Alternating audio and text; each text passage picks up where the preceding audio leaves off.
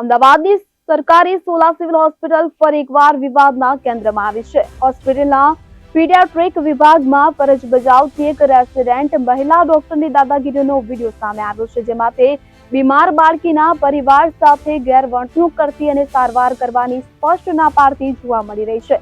અજય ચાવડા નામના વ્યક્તિ તેમની બીમાર ભત્રીજીની સારવાર માટે સોલા સિવિલ આવ્યા હતા, તો બાળકીને છેલ્લા 2 દિવસથી તાવ આવતો હતો, જે વધી જતા કફને કારણે શ્વાસ લેવામાં પણ તકલીફ થઈ રહી હતી.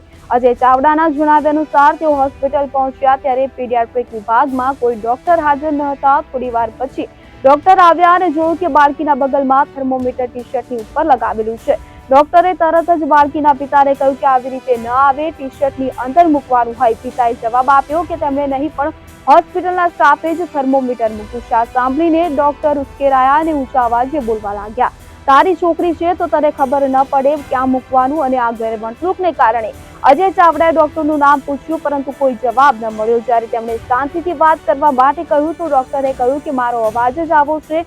આ જોઈને અજયભાઈએ વિડીયો રેકોર્ડિંગ ચાલુ કર્યું તો મહિલા ડોક્ટરે તેમના ફોન પર હાથ માર્યો. અજયભાઈને હાથ પર અને તેમના ભાઈને પેટ પર વાગ્યું હોવાનો આક્ષેપ છે.